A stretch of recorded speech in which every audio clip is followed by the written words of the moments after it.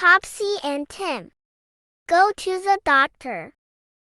It was a cold and misty morning. Mummy cooked a tasty hot breakfast for Topsy and Tim. "Don't want any breakfast," said Tim. "Oh, you are a misery," said Mummy crossly. Dad was not cross, but then he had not cooked the breakfast. "This isn't like Tim," he said.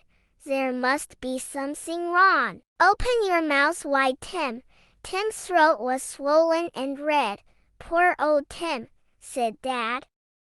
Mommy phoned the health center. She made an appointment for Tim to see Dr. Sims.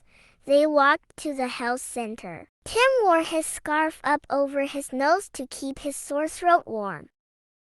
The receptionist checked Tim's appointment in her big book. She told them to go and wait outside Dr. Sims' surgery. "Look," said Topsy. "There's Carrie." Carrie was one of Topsy and Tim's school friends. "What's the matter, Carrie?" asked Topsy. "It hurts when I swallow," Carrie said. "Tim has a sore throat too," said Topsy. Tim just looked glum. Soon it was Tim's turn to go into the surgery. "Good morning," said Dr. Sims. "Good morning, Dr. Sims," said Topsy. Tim said nothing. "Tim isn't talking," Topsy explained. "I think it's because his throat hurts." "Open your mouth, Tim," said Dr. Sims, "and let me see." Dr. Sims took a little flat stick and held it on Tim's tongue. "Say ah," he said.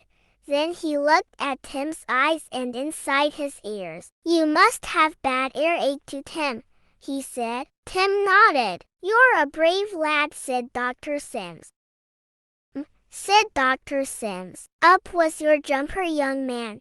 He put his stethoscope into his ears and listened to Tim's chest. "That looks like a telephone," said Tim. "Yes," said Dr. Sims. "I can hear what chests and tummies are saying through it. The sound tells me if people are ill." Then he let Topsy listen to Tim's heart. Dr. Sims wrote a prescription and gave it to Mummy.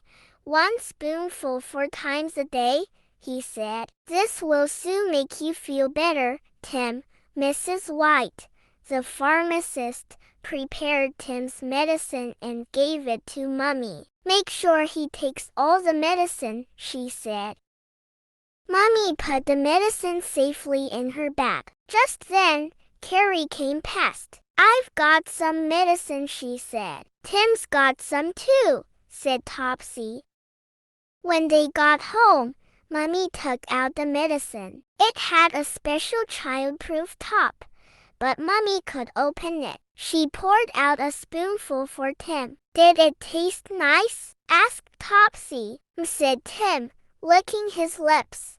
Then Mummy locked the bottle of medicine away in the cupboard, out of Topsy and Tim's reach. When Dad came home, Tim was tucking into black shrimp jelly. Topsy was not eating hers. "She's soaking because she isn't ill," said Tim. "I wonder," said Dad. "Open wide, Topsy, and let Dr. Dad have a look." Topsy's throat was red and sore. Dr. Sims was not there, so Topsy saw Dr. Jaunty instead. She came home with a bottle of medicine just like Tim's. Topsy and Tim have all sorts of new experiences just like you. Read all about them in Topsy and Tim's storybooks. Look out for the other titles in this series. The end.